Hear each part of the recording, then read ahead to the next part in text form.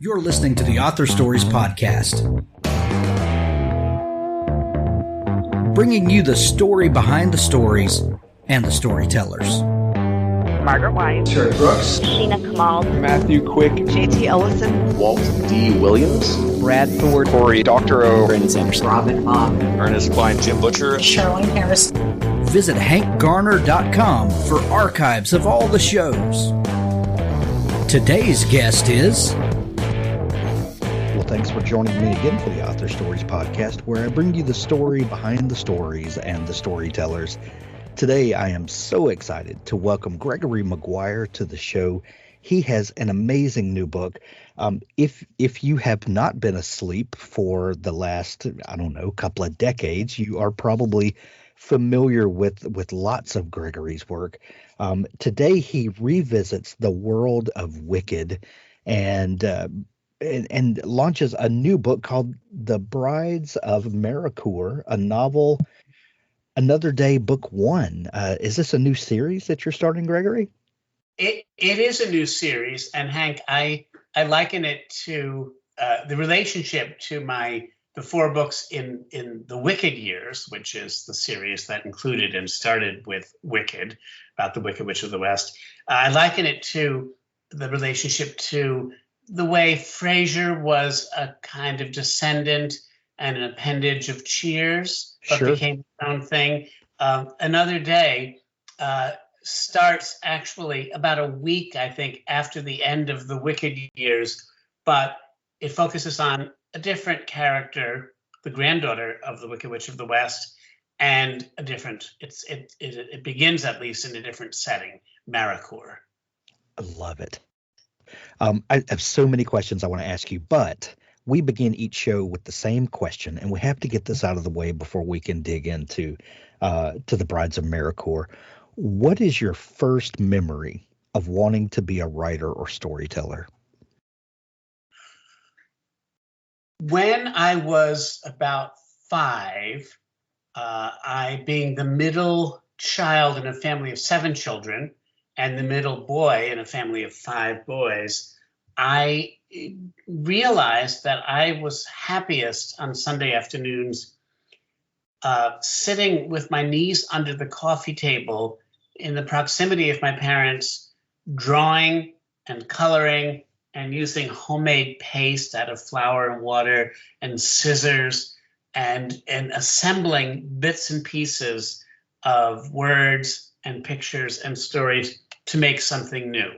This was partly because I really did have and do have a creative bent, I like to think, but also because I wanted to distinguish myself, I think, from my 4 brothers who were all rowdy, cheery, good-natured, law-abiding boys living a boyish life. And I was not that particular kind of child. I didn't like being told to go outside and play.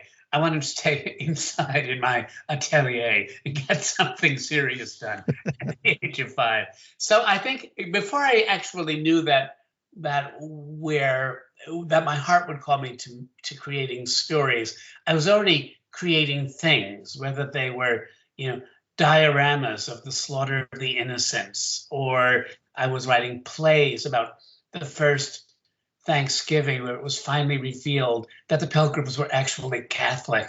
I just had lots and lots of ideas, and I got to work putting them together in childhood, really as young as 5. But by the time I was in 8th grade, I had a long history, and I was well known in the community as being the kid who made things. Whether I wrote plays, I co-opted the nuns' lunchroom for whatever I could find for supplies for the backgrounds of my plays, and I wrote stories, and I wrote songs and song cycles. And I just couldn't be stopped because anything anybody else could do, I wanted to try to do it too. That is, in terms of making things, making anything except maybe a basket or a touchdown. That I wasn't interested in.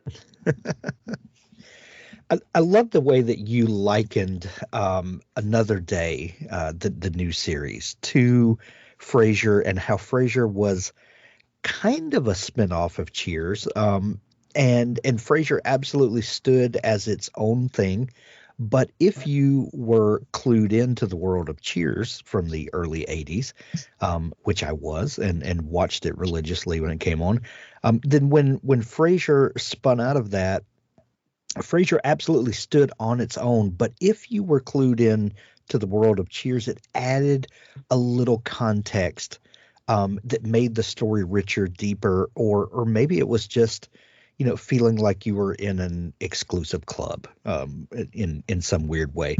Um, I love how you say that Another Day is kind of like that, because the Wicked Years was kind of like that as well. Absolutely rooted in Frank Baum's World of Oz, but stood on its own. But if you had the rest of that story, that context, it was deeper, richer, and became another thing. How do you feel about? Well, obviously you're a fan of continuing stories that we're familiar with, but what do you think about taking someone's work, building on it, opening up the world and atmosphere? Well, I think what you're talking about is contextualization in a Sure. sense. And of course, we come to the story, and any of us who were born in the decade I was born in, which was the 50s, come to the story of The Wizard of Oz with our primary experience being the 1939 film. Right. Those of us who were bookish went back to check primary sources and read The Wizard of Oz if we were library goers or if we could find it. But most of us know the story through the movie. And therefore, when it came time for me to write Wicked, and I decided I was going to do it many years ago, almost 30 years ago now, I had in mind both the original novel, because I had read it many times, and the film, which I had seen many, many times, probably the film I had seen the most often in my life up to that point. And so I knew I was going to be carrying into my own apprehension of this strange land an appetite to deepen it, to enrich it, to make sense of it, but also to import into it some other kinds of mystery that Baum and MGM shied away from. In other words, I almost wanted to Tolkienize it, if you will. Sure. I wanted to turn Oz from a movie set and a kind of nonsense fable, which is where it began in 1900 and 1939, into a land that had a history and had cultural complications and had racism and had varying sectarian beliefs that didn't necessarily make for friendly neighbors and collaborative societies. In other words, I wanted to make it more like the world in which we live, even if it is a world in which occasionally there's a bolt of magic that shivers through it and changes what readers and the author himself might expect to have seen.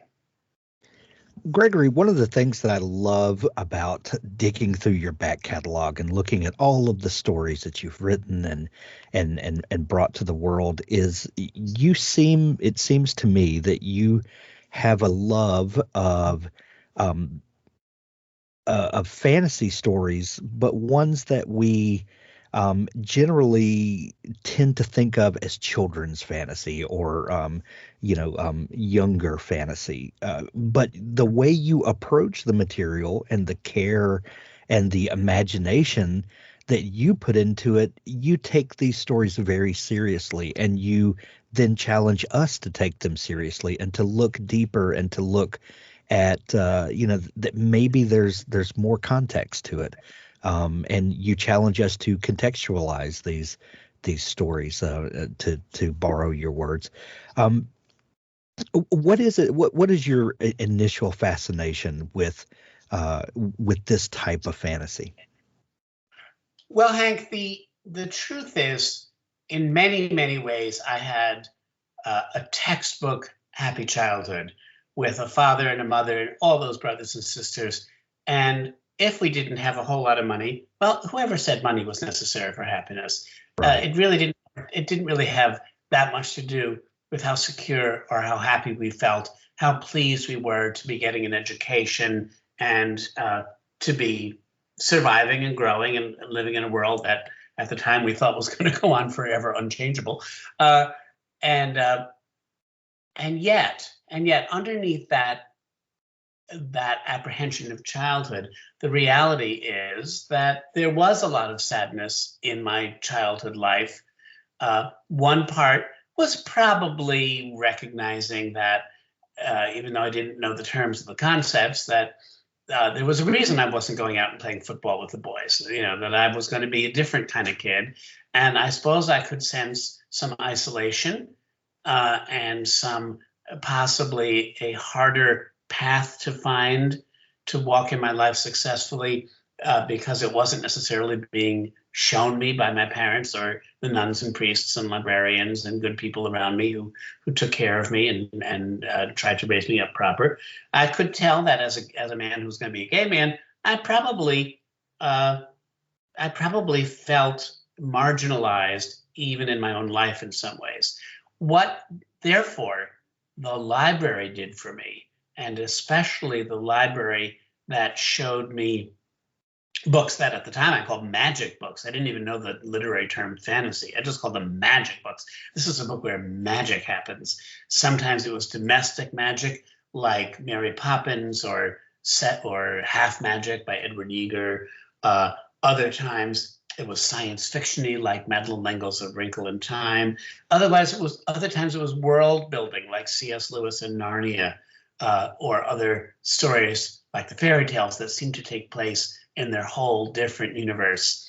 Whenever I went to the library, I gravitated toward those books that showed me with your imagination, you can really kick down the prison walls of everything it is that you think is boxing you in, and you can find yourself heroes who get through crises that are other than those that you're being taught to get through, like proper dental hygiene, and can you go out and actually do a little boyish roughhousing, please? It's about time. You're 10 years old, shape up, mister. Fantasies showed me you could actually fly out of the nursery, with your fellow spirits. Fantasy showed me you could push through the wardrobe or drop down the rabbit hole, and then find a world in which you had to make up the logic for yourself. You had nothing to rely on but your own perceptions and the good-heartedness of the people you found outside your kindly meant prison walls. All children live in prison. I'm not saying I was any different, but I am saying that fantasy in some ways kept me mentally sound, and writing kept me mentally sound. And therefore, when I grew up, I thought, and began to write seriously, I thought, what could I do better than pay homage to all these writers who were my companions in my loneliness, like L. Frank Baum and Hans Christian Andersen and the Brothers Grimm and many, many others. And that's really what my adult work has been. It has never been to parody or to cut down or to declare that an original author was in some way telling a lie. It's always been to honor the original material, but look at it with the sober eyes of an adult artist. I love that answer. That was the best description of what fantasy brings to the table that I think I've ever heard. Gregory, I think I've heard you talk before about what initially drew you to the world of Wicked when you decided to create or to expand on this universe in your own way. Would you mind telling us what it was that if I remember right, it's kind of an odd juxtaposition of the real world on to the fantastical world. What initially brought you to this world? Well, there are several things, and since I know this is not an 8-hour podcast, I'll really try to trim my answer. One thing was that my parents, being very strict, watching TV was severely limited to us, and the annual rebroadcast of The Wizard of Oz on TV was part of our liturgical calendar, you might almost say. But then I moved to London. I had done graduate work. I had taught children's literature. I had actually written a dissertation on children's fantasy for my PhD.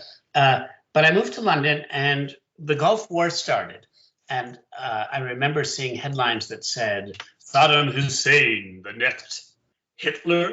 And I remember my blood freezing and thinking, Hitler must be about the scariest word in the English language, because even I, who is philosophically a pacifist, thought, well, who of us, if we had a time capsule, wouldn't have gone back and tried to, push Hitler down the stairs when he was a tender child and save the world from all his deprivations and his murderous intent. Sure. And so, but I started thinking about the strength of the word Hitler and about how we use that as a way to connote about the worst evil we can imagine. At the same time, something evil really did happen, which is that a 2-year-old boy who wandered away from his mother's apron strings in a shopping center in Birmingham, England, was found by somebody else and was murdered by the end of the day. There was a manhunt for the assumed murderers, and then it became clear that the murderers were actually boys, schoolboys who had started the day playing hooky and not going to school, and by the end of the day had become murderers. This was a famous case, the case of Jamie Bulger. And because at that time the boys' identities were not restricted to the press, once they were discovered, all of England went into high chatter mode to discuss the history of these boys and whether or not they were culpable. I mean, they did the act, but in what ways could they be culpable being so young, being 11 and 14, and one of them was cognitively a little bit impaired? How could they become murderers by the end of the day? How do people decide and become capable of doing evil things? The combination of the evil on the world stage and the evil, in a shopping mall where 2 boys suddenly turn into murderers, it was so capsizing to me in my head, living in London as I was doing at the time, that I decided I had to address the topic in writing. I had to address the question of evil, just like St. Augustine, but I would do it in fiction because that's the only thing I know how to do. And very quickly, I decided the most efficient way to do it would be to take a character that everybody already knew was wicked and kind of unpack him or her.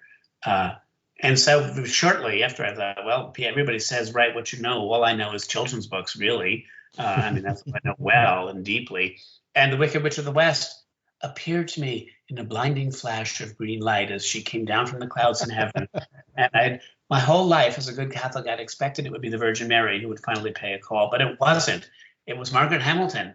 And she was saying, I'll get you and your little dog too. And I thought, if to each of us is vouchsafed one moment of genius in this lifetime, I have just had mine, because everybody knows who the Wicked Witch of the West is, and neither Baum nor MGM gave her any kind of a backstory. So nobody can say I got it wrong. The world is my oyster, and I'm going to find out who she was and how she became who she ended up being. Dabble is a proud sponsor of Author Stories. Dabble is an easy-to-use cloud-based writing tool that gives writers a way to organize, plot, and create amazing stories wherever they are. Write in our desktop app on your Mac or Windows computer, tablet, or mobile device. Dabble syncs your latest version with the cloud on all your devices. Write anywhere and anytime inspiration strikes. We got you. Dabble is my preferred writing tool, and I think it will be yours as well. Visit dabblewriter.com for your free trial. You have an amazing story idea. You execute the writing and editing flawlessly, and now the only thing missing are readers. We can help you go from author to author superhero with Story Origin. Story Origin is a one-stop shop for marketing tools with a community of amazing authors working together to find reviewers, build mailing lists, increase sales, and collect feedback from beta readers. Everything an author needs, all in one place, from providing review copies or beta copies reader magnets to ensure you stay connected with readers, easily distribute audio promo codes, universal retail links to send readers directly to the proper point of purchase, or provide direct download links for members of your mailing list. Story Origin has all the tools you need in one easy-to-use site. Use the promo code ASP21 at checkout when subscribing to the yearly plan, and you will get 10% off your first year. This code will expire December 31st, so hurry over and subscribe now. StoryOriginApp.com. That story of the name Hitler bringing about such strong emotions. I wonder if it's not for him that mid 20th century stories tended to lean very black and white. Bad guys were bad guys because they were bad. Good guys were good guys because they were good. And not a lot of thought needed to go into that.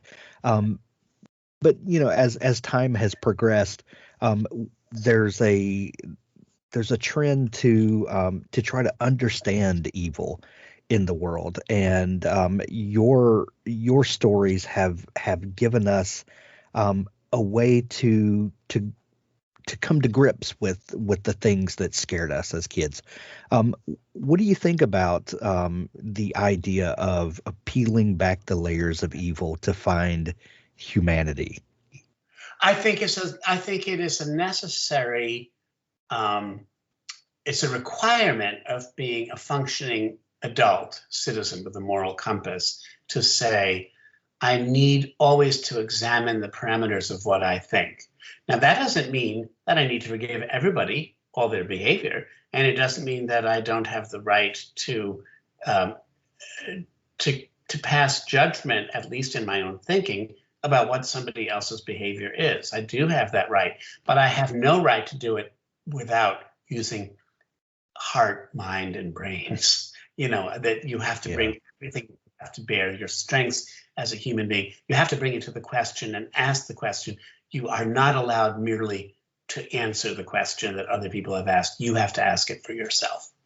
Now, this in a way brings me to the Brides of Maracoor, because the Wicked Years started with Elphaba, the Wicked Witch of the West, continued in Son of a Witch with the story of the son she and Fiyero had named Lear, and concluded at the end of 4 volumes with Lear's daughter being born green, just like her grandmother, and being named Rain, and eventually Rain, in her late teenage years, deciding she was going to rid all of Oz of that treacherously potent weapon, the Grimoire, which is the book of magic.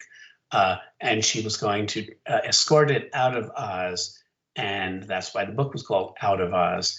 And she was going to get rid of it and liberate the country from any more damage it might ever do. When I wrote that book, Out of Oz, I wanted to kind of indicate to my readers that not only is Rain out of Oz, not only is this news out of Oz, the way Isak Dinesen wrote Out of Africa, but also I am out of Oz. I've written roughly 2,500 pages of this saga, and I am done. I am out of it. There's nothing left in the bucket. When I would say this, sometimes at book readings, of course, kids who had taken the books to themselves, teenagers, even though they were written and published for adults, I remember one kid raising and said, well, why don't you write some more? And I said, because it's called The Wicked Years, and the Wicked Years are done. The witch is gone, and even her granddaughter is gone. And so this kid said, well, why don't you write another series called The Happy Years? And I thought, Happy Years. Well, I laughed. I said, thank you. That's a really good idea. But 10 years later, in the heart of the pandemic, I began to think, I'm worried about everybody in the pandemic. I'm worried even about people I don't like. Like, are you safe? Are you well? Are you okay? Are you holding on? What's going on? And I began to worry about my character, Rain, who was 18 or 19 and had left the shores of Oz in order to do a terribly difficult job, which was to destroy the book of magic that had come so close to destroying her own life.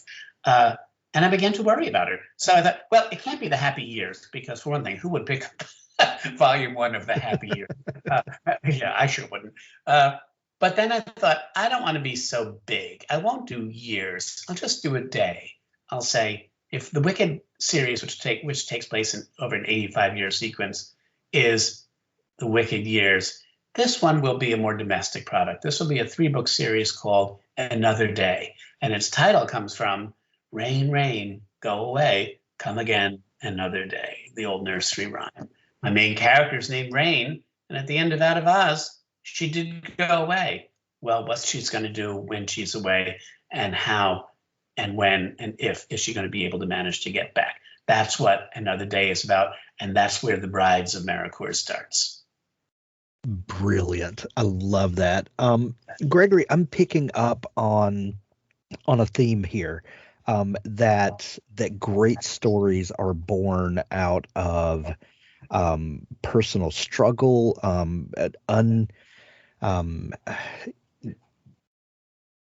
unsettling times, that gets your creativity looking for ways to cope and to deal and to make sense of the things that we're seeing and hearing.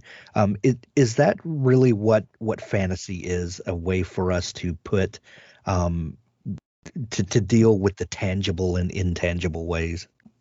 I think it is for me. Now, a lot of people don't like to read fantasy, and I can understand that. And God, we're talking about the people that love fantasy, though. Yes. We're not worrying with those other people. No, but I think so. For me, certainly, I have gone back to the vast metaphorical landscape of Oz in order both to escape the troubling reality of the United States of America in the years in which I'm living, and in order to face what is wrong with it too, because fantasy is a mirror, it's a metaphor, and it's a device for distraction, but also scrutiny. I'm not thinking of the right verb. The focusing of the lens. I think there's a phrase I read once in an anthropologist's memoir. It said something like, the art of anthropology, cultural anthropology, is the art of understanding the self through the detour of the understanding of the other. Now, that makes it very self-serving, doesn't it? Like the other only exists in order to help us understand ourselves. Nonetheless, that basically we are egocentric creatures on the planet on our 2 feet. And we do start from our egos and ourselves. We are the radius, we are the omphalos each of our own lives. And we do have to look out at the other in order to understand ourselves, and also in order to understand them. Fantasy, I think, is particularly well devised to help us do this. So, for instance, when Abu Ghraib came up, and I thought I was going to go mad with anger, fear, and regret, I went back to Oz and I wrote Son of a Witch, because I thought, if I don't look at how injustice, cruelty, and a certain authoritative rottenness works someplace else, I'm not going to be able to bring that understanding back with me to look at my own life and world the next time I open the Sunday paper. Very, very well put. Gregory, what is it like to watch something that you've created, and I'm talking about Wicked, then become an entirely different cultural phenomenon with the success that Wicked has had on Broadway, and I think a lot of people probably come to your books through the stage production, because when they go to see it and they love it, and then they realize, oh, this is a whole world. This is a whole series of books. I want to dive headlong into them. What is it like as a writer, as a creator, to then see the thing that you've created take on different forms and get bigger than probably you ever could have imagined? Oh, definitely bigger than I ever could have imagined. Indeed, bigger than the producers or the stars of that show and the composer and the book writer, Winnie Holzman, ever could have imagined. It outperformed every expectation by a factor of about 10. Mostly, Hank, I think I try not to think about it. I have. I was very lucky. I have been lucky in my life in many, many ways. And one way in which I was lucky is that just as the play was beginning to open on Broadway, and the book had already been successful, it had come close to selling 1 million copies over a 5-year period before the play opened, or maybe it was more, 8 years, I guess. Which is an incredible feat all its own. Yes, exactly, and it was word of mouth. It never was a immediate bestseller or anything. It actually was a sleeper. It built its own audience, and people passed it around. People liked it. And that's the wonderful best way, isn't it? That really is the best. But in 2003, when the play was opening, I had 3 adopted children under the age of 7. And so Wicked was wonderful in that it gave me the financial security to feel I could adopt a family of my own with my partner. But on the other hand, the children were wonderful because they kept me grounded. It's really terrific to be able to swan down to New York and pose on the red carpet and occasionally be recognized in restaurants, or see Broadway people across the room and blow air kisses at them just like you're Andy Cohen or something. But in fact, that doesn't put Cheerios on the table, and that doesn't get the dentist visited. And so my kids being exactly the age that they were when my world kind of blew up into hyperreality was a very stabilizing influence for me. And I adopted them not as accoutrements to my fabulous life, but because I wanted to be a father and I wanted to take care of them. And not because I could suddenly afford to have a nanny didn't mean that I thought a nanny was the healthiest way to go. And I didn't. My partner and I wanted to raise them, and we did, and we have raised them, and we still are. And so it was, again, like, luckily I had these anchors. I had 3 sets of milk teeth chomped on my ankles, keeping me to the ground when I might otherwise have flown off and become more bombastic even than I am naturally. And that was all to the good. So has having children changed you as a creative person? If you were going to just go by that rubric, I would have to say I'm going to bring the kids back to the countries from which they came, because it's been a total bust. They have not.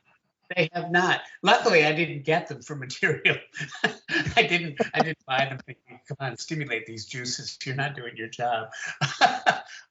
They have not. And I think that's because the work of raising them is, to me, and I don't mean to sound officious if I use the word morally or ethically, but to me, it's just so fundamentally more important that that work exists in a whole different plane of my existence than the pleasant operation of my creativity. That's far more important work.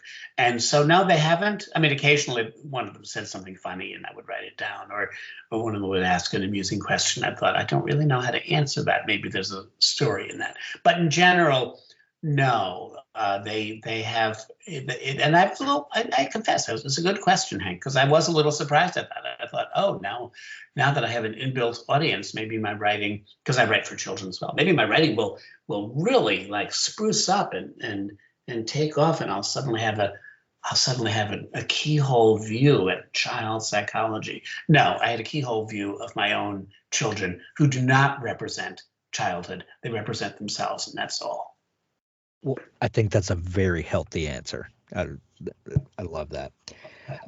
The new book, you say this will be a 3-book series. Do you have the trajectory of the story kind of mapped out and know where the story's going? I certainly do. In fact, I have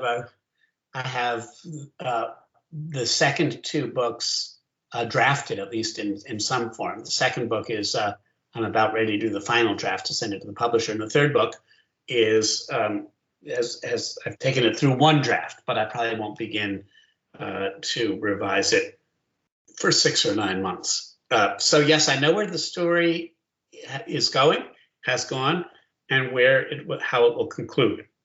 Of course, like all stories, unless you're in a fairy tale which can get away with a phrase called happily ever after, like all stories that have any hope of engaging the reader with human truths, the ending of the story has to end in a little bit of a mystery, a little bit of an unknown, because our lives are always filled with questions. No matter how old we are, we don't really know what's going to happen tomorrow. We don't even know, even if we're in hospice, we don't really know what dying is going to feel like. So even in a fantasy cycle, I don't like leaving the story with all the questions answered, because then it gets locked in and you deprive the humanity of your characters to stumble, fall, discover, grow, suffer, rejoice, on into the time beyond when you can still see them on the horizon. I want my characters, even if they're fantastic talking lions or geese or whatever, I want them to seem real, which means they must have agency, they must have ambiguity, they must have a great degree of ignorance about what the future is going to be like, because that's what proves they are alive, and that's how we know we're alive too. And I love that when a story does not completely wrap up. Everything is tidied up with a bow, and we're and the author closes the back cover of that story, so to speak, and that's all there is to say about it. I love it when an author allows me to keep pondering with a character and to in my mind allows the story to continue in a certain way. That's one of the great gifts of storytelling. I think it is, and I should make the distinction, Hank, that of course there are satisfactions of stories that are pertinent to children that are that would be false if offered to adults. And that's because we stand in a different relationship to the flow of time than children do. Children are eternal because they don't really know yet about finitude or finitude. And so they live in an eternal now. We are saddled with knowledge of our own demise, and therefore we live within a much riskier approximation of what any potential future might be. Because of that, we crave it. And so to leave characters capable of having a future beyond which even the reader can know is to leave them alive. We want to leave our children alive when we die. We want to leave the people we have loved in stories alive to get on with their lives, whether or not we can follow them. Very well put. If people have been fans of your work in the past and the Wicked Years, and they then come to the Brides of Maracoor and the new series Another Day, what are you telling people that they can expect from this journey that you're going to take them on? Well, the Brides of Maracoor is set in a world that's very unlike Oz. If you can imagine, and now I'm just making something up.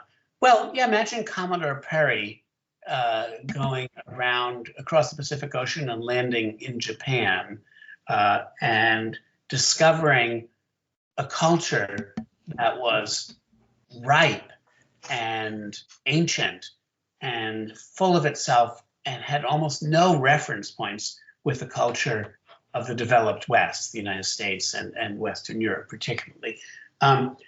that disconnect between cultures is terribly vigorous and exciting and problematic encounter.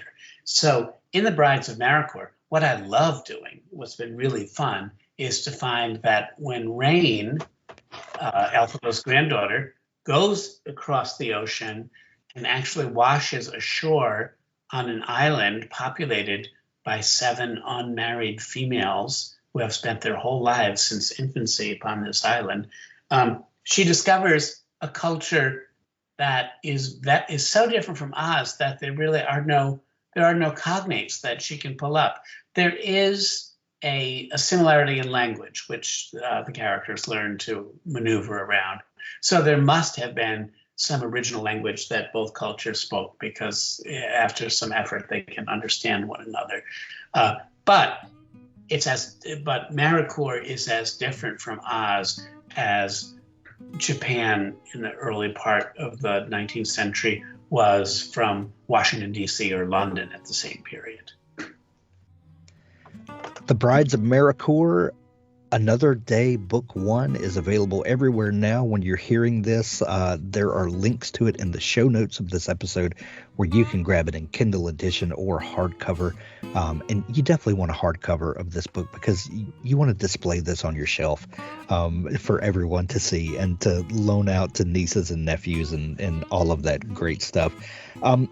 Gregory, have you listened to the audiobook of the Brides of Maracoor? I have not yet been sent a copy. I can't wait to hear it. Have you heard it yet? I have not, but I'm expecting an arc of it any day now, and I'm excited to now hear it acted out, and because audiobooks are always a different experience, and I can't wait. I can't wait either. I'm really affected. I'm going to run downstairs and look in the mailbox when we're done. Excellent. Well, Gregory, this has been so much fun chatting. Thank you so much for taking time to come on the show. If people are just discovering you and your work, God forbid, where can they find you online if they want to dig into all the great stuff that you do? I do have a website, www.gregorymcguire.com. Maguire is spelled, if you remember that old film, Jerry Maguire, Show Me the Money. Maguire is spelled the same way, Maguire. But if you forget that, you say, what was that bozo's name? Well, just type in Wicked the novel and it will bring up my name. Then you'll know. I think I have about 40 books done over a 45-year period, and they're books for children as well as for adults. And there are fantasies as well as science fiction and realistic fiction and picture books. So something for the whole family. Excellent. We'll link up all of that in the show notes to help people find you and your work. Gregory, I love the new book. I love everything that you're doing. Thank you so much for taking time to come on the show. Gee, Hank, thanks so much. You had some great questions, I have to say. I don't always say that, but I'm saying it now because it's true. Now stay tuned for an audiobook excerpt from Richard Gleaves' The Jason Crane series. Once and ago, Hulda said, land full of witches. Witches in the sky, in the trees, witches down the well. Justine, a great witch. Many herbs, many friends. One day, curse fall. Everyone die, everyone who believe in hexe. This 1692. Hidden the knowledge is. The appointed hide it. A great curse cast in Salem that year. Legion, she cast curse to kill the day world. In New Amsterdam they not know, only see. Everyone die. What for? They blame Justine. Chased her off. She come here, I think. Hide from witch hunters. You, her blood. Possibly Hulda was correct. I was a witch, just as she was. She promised my magic would come once I was a woman. I cannot say by what steps I came to believe Hulda's seductive promises of power. but I do know the moment when I chose to be a witch, irrevocably and with my whole heart. On the Sunday that Cornelia Van Cortlandt became Cornelia Beekman, the newly wedded pair made their first public appearance at church, their coming out, as was the custom, so that our poor congregation could thoroughly enjoy the spectacle of her bridal finery. The pair arrived late, with the whole bridal party in wedding array. Cornelia wore fawn-colored silk over a light blue damask petticoat. Gerard wore a waistcoat of the same, and a long coat of white broadcloth. After services, the Beekmans graciously shared the leftovers of their wedding feast, serving chicken and ale to the congregation, outside among the graves of the old burying ground. The day was pleasant and the grass sweet. The tenant farmers and peasant wives stood all hunched about, licking their fingers and making little bows of deference. Cornelia held a bouquet of orange blossoms to her cheek, and everyone agreed that she was the most beautiful young lady in all creation, married to the most good-natured and remarkable man. "That will be you some day," my mother whispered.